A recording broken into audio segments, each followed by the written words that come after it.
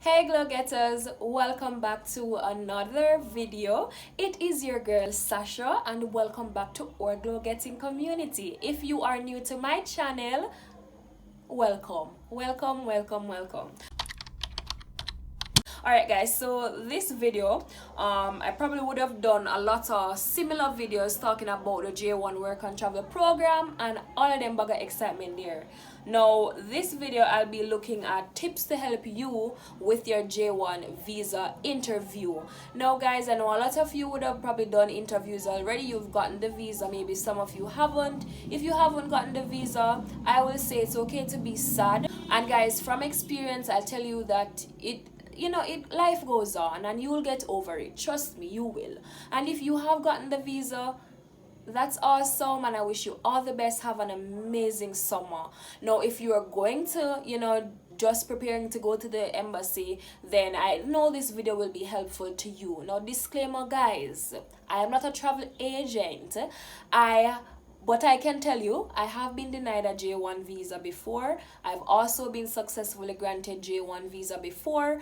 And I would have worked with a work and travel agency. So my advice, the advice that I'll be giving to you now are advice that I would have seen work before, and it's just from my own experience, right? Yeah.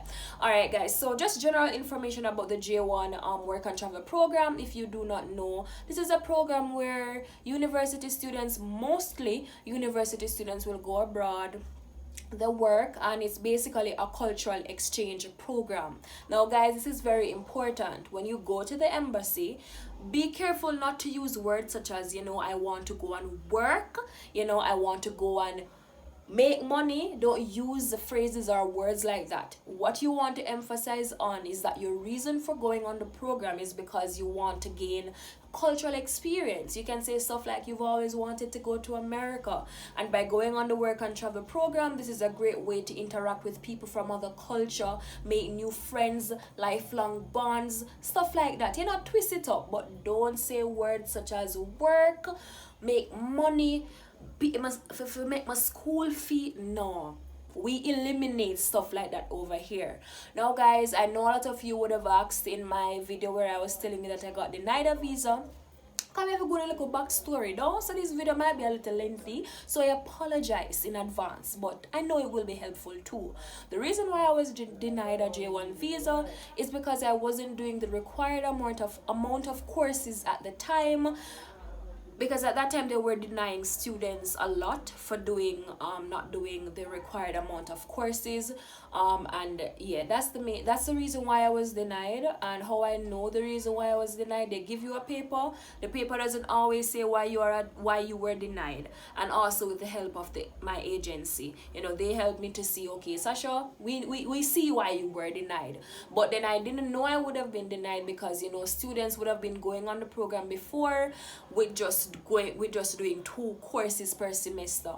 But embassy has clamped down on this because they realize that a lot of students have been extending their stay throughout university. So students that do like 3 courses per semester draw it out because they want to go up and work and travel 4 or 5 years. So you realize now that you can't go and work and travel more than 4 times. Like some agencies using some sponsors, you might go up to 4 times, but them now make you go up and work and travel more than that now. Before, you have students that go up and work and travel all 5 years. Why are you doing your university so long? The people are wondering at the embassy. So that would have changed a lot of the requirements, right? So that was the main reason why I was denied. And no, for the general requirements for the J1 work and travel program, I know you must be a full-time student, and by this I mean that you must be doing 4 to 5 courses per semester. And these 4 to 5 courses, well, the agency I would have worked with, you must be doing 5 courses. But I know for some of you, you might be doing a 4 course for 1 semester, and that 4 course probably amount to the required amount of credits. And bear in mind, these courses, it must not be no less than 3 credits per semester. Now the next requirement, I know that you must be attending a tertiary institution. Now how do you know that your institution qualifies qualifies, it must be registered with UCJ, that's University Council of Jamaica. Now, a next requirement is that, and guys, your transcript and your status letter must state these things, that you're full-time, your transcript must show where your GPA be, and your transcript must be very detailed, showing the courses you've taken, the grades, and all of that. Right now, what I will say to you guys too, the J1 work and travel is not just for summer, working like the 3 to 4 or 5 months to do for the summer, but you also have internship and you also have trainee programs. Now, for trainee programs, I know you must be working. You don't have to have a tertiary education, but I know you must be working for 5 years or more with your employer. For internship, I know you must have a degree, and I think you must have acquired a degree within a year. Now, for the internship and training, don't really quote me, because not a lot of agencies do internships and training programs. But as I say, guys, depending on the agency that you're doing, make sure you do your research, ask them what their requirements are and stuff like that. Now, these are the general requirements. There are more requirements, but check with your agency, because I don't want this video to be too long. Now, that's it. Let's say now you found the agency and you're now preparing to go to the embassy.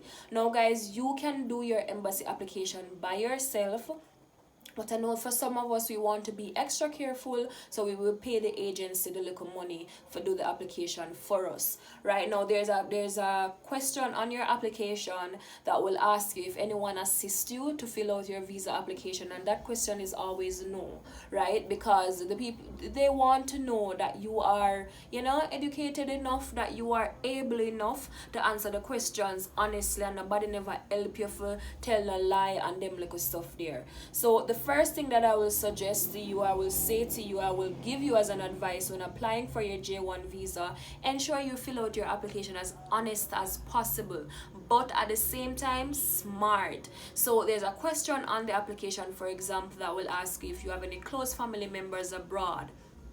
Let's say you have a close family member abroad, but you might just not know that person's status. You don't know if them really straight. You don't know if them did run off, then them get straight. So I will suggest to you, just to be on the safe side, you can put no. You're not lying, but it's your application, and you don't want somebody else make you get denied a visa. Cool? Right. Now I know, guys, me telling you to be honest, you might be saying, but look how much people look, I was being honest and I got denied. Me know people will be honest and them get denied, but that's how the cookie crumbles. And to be honest, it's based on the interviewer, but at the same time, I will suggest to you, and based on what I would have seen at the agency I worked, try just to be as honest as possible, because the questions they're asking you are questions you would have put on your application. So make sure you remember where you put on the application.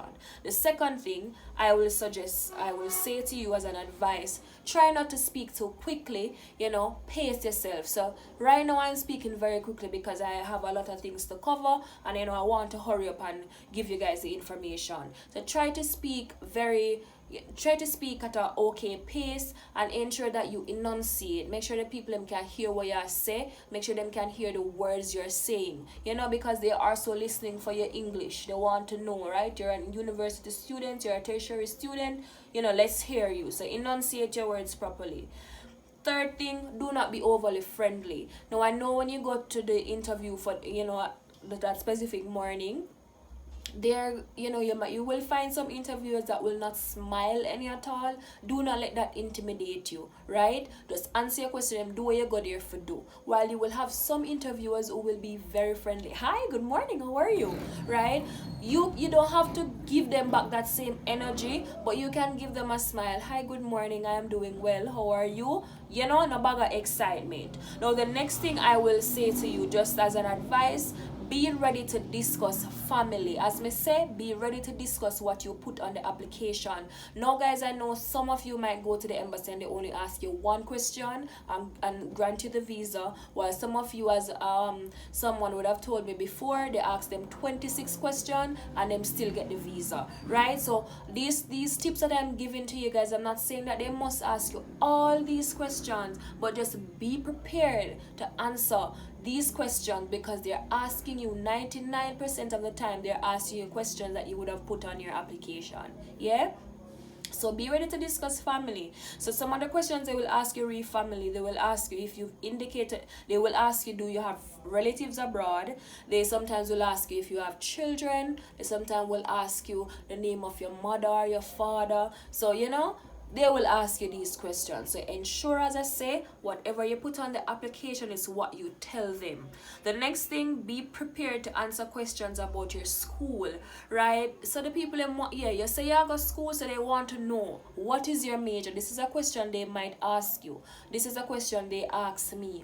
What is your major? Now guys, let's say the name of your major is language education and Spanish, right? Let's just say as the major name. And the people them ask you what's your major, no, that tell them Spanish, because you did say language and education too. And your transcript and status letter will be showing language, education and Spanish. So don't just tell them that you're doing Spanish, because they might take that as a lie, right? Or the one a liar tell you might just forget, but they might not take it like that. So ensure you tell them exactly the information that is on your transcript, your status letter, or otherwise the information you put on your application. Other question they might ask you about school. What do you plan to do after your visa expire? You can let them know that, okay, I plan to pursue my masters, and you probably can tell them what you plan to pursue your masters in.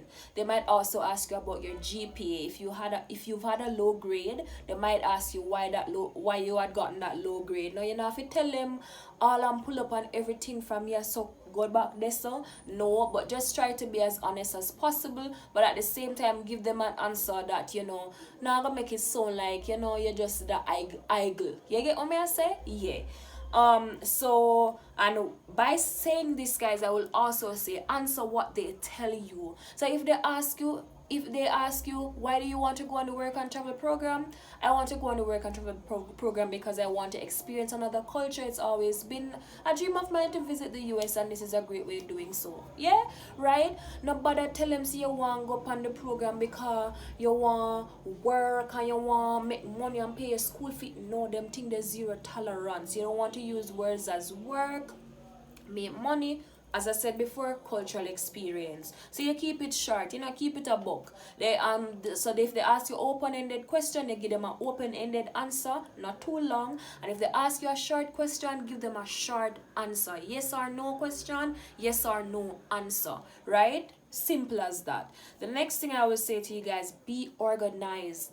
Know your documents. Now, going to the embassy, you are going to have your little folder. In your little folder, you're going to have your DS 2019. You might have documents regarding your insurance. You might have your service application to show that the receipt. So you might have different documents. Your welcome letter to the embassy. Ensure you know where to find these documents. So even if you're a trainee, you're intern, whatever, ensure you know where to find these documents. Because let's say the interviewer or the consular say to you, okay, Miss Williams, may I see your DS 2019? You must know what your DS 2019 is. One of the people might ask you for DS 2019 and you give them your insurance paper, feel me? So know your documents. The documents are really not hard to know, and as I say, guys, that's what you're paying your money to these agencies for. Whatever you don't know, ask. That's what you're paying. That's what you're paying for, right? So if you don't know something, ask, right? Now, guys, as I say, I'm not an expert. You can ask me, and whatever I know, I will ask. Well, I will tell you, but I will also say to you, go to your agency. They're the best persons, right? The next thing, be prepared to answer questions about where you are going. So know where you're going. If you're going to Anchorage, Alaska, make sure you know to tell the people themselves Anchorage, Alaska. They might also ask you, where will you be working? Make sure you know the name of the employer. Like, for example, I worked at LSG Sky Chefs. The people have asked me, Sasha, where are you going to work? Miss Williams, where are you going to work?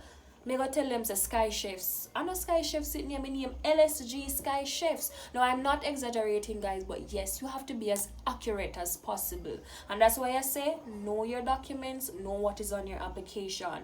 The next thing, be be prepared to answer travel questions. Example, they might ask you, is this your first time traveling? No, them well, I know, so this isn't your first time traveling, no. But they're going to ask you because they want to know. You put on the application that this is your first time, and when them ask you, tell them, say, no, it is not your first time. And that's not a question that you lie about, because your passport would have been there. But just for saying sake, these are travel questions that they will ask you.